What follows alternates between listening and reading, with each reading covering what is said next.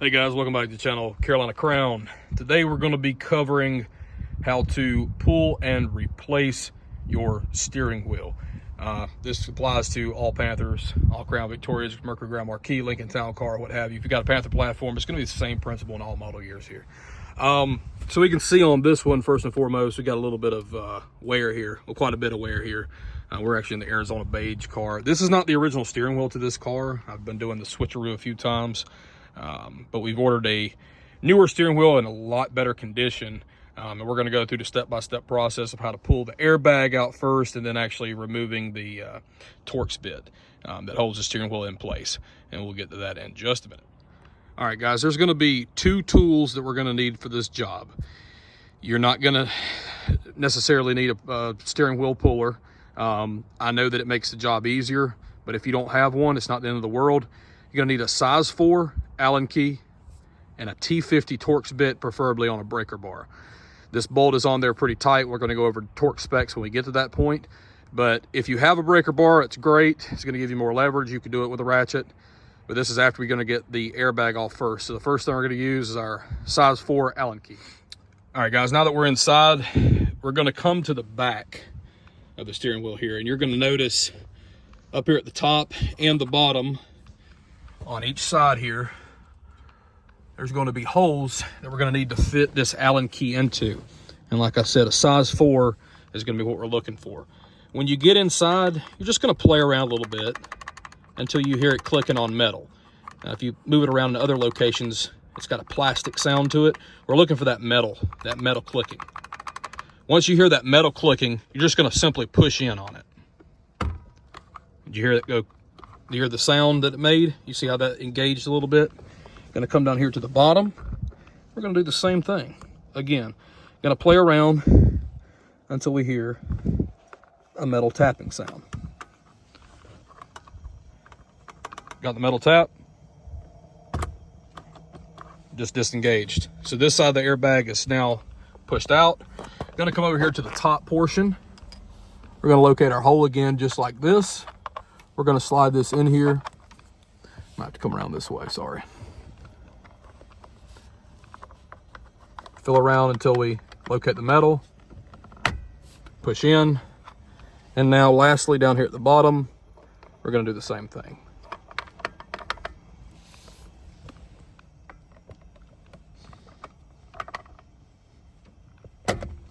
Just like that. We'll zoom out real quick, and now your entire airbag assembly should easily come right out, just like that. Once you got this removed with your size 4 Allen key, you're going to notice this connector here, and you're going to have two separate connectors up here. These are just push connectors. You squeeze these down, they just pull straight out. Super, super easy. Anybody could do that. And then you're just going to slide this. Got a little clip there. We're going to take that wire out. And you're just going to wiggle this assembly back and forth a few times. Once you have that done, you got your airbag completely removed. We're going to set this over here to the side. And now we're going to come back and look at our steering wheel. This is the part where we're going to need a T50's Torx bit. This single bolt right here is what's responsible for holding the steering wheel on. So we're going to get our T50 Torx bit with our breaker bar and take that nut out. All right, gonna fit our T50 Torx bit in here.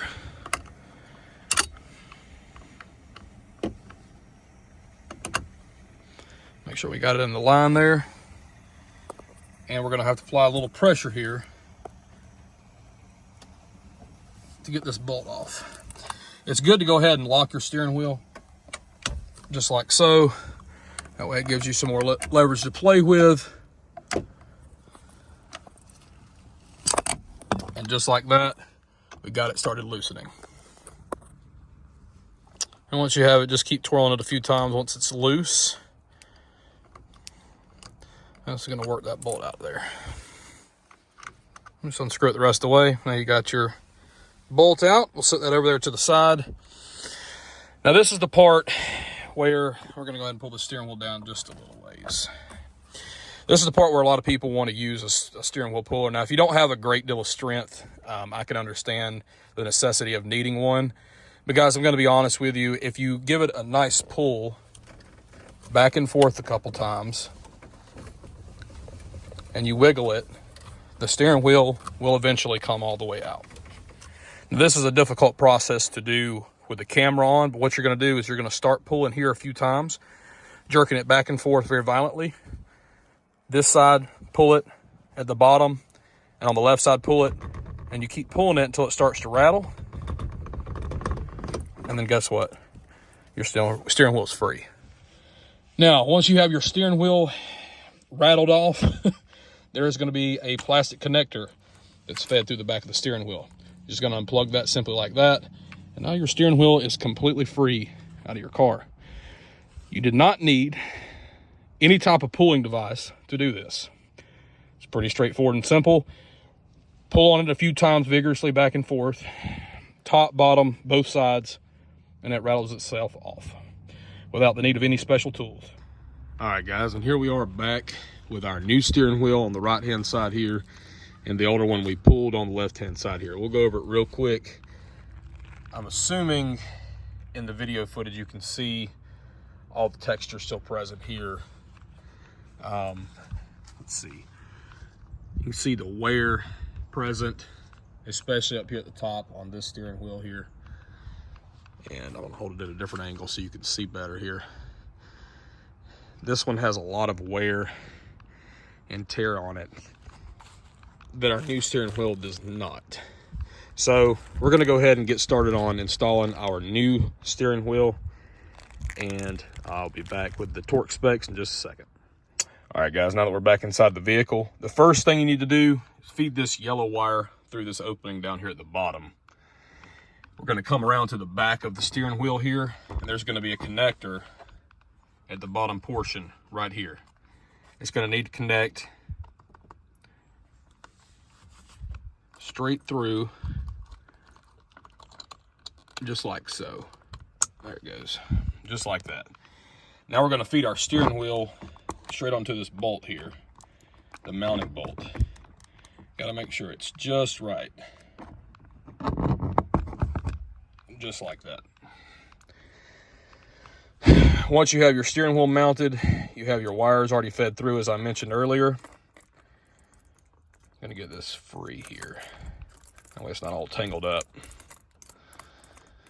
And now we're gonna move on into installing our steering wheel retainer bolt.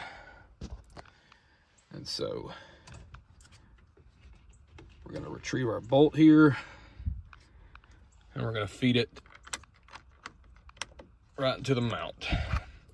Now, we're going to have a torque wrench for this part here. And the appropriate torque setting is going to be 22 foot-pounds. Get it in there relatively hand tight. Use your torque wrench. We're going to tighten the rest of the way. Once you have the torque specs down to 22 foot-pounds with a torque wrench, we're going to grab our airbag assembly. Going to bring it over here. We're going to set it at the bottom where these wire connectors go. And we're going to feed the wires and connect them back in the same location they were previously, just as you found it whenever you remove the steering wheel. Once you have everything reassembled, and here's a picture for reference.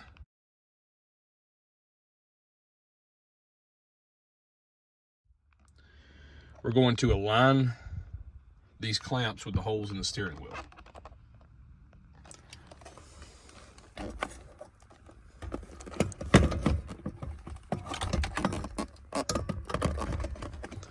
Just like so. And we're just simply going to push in until you hear it click. Make sure everything's even. And now you have fully replaced your steering wheel. Thank you guys for watching, and we'll see you on the next one.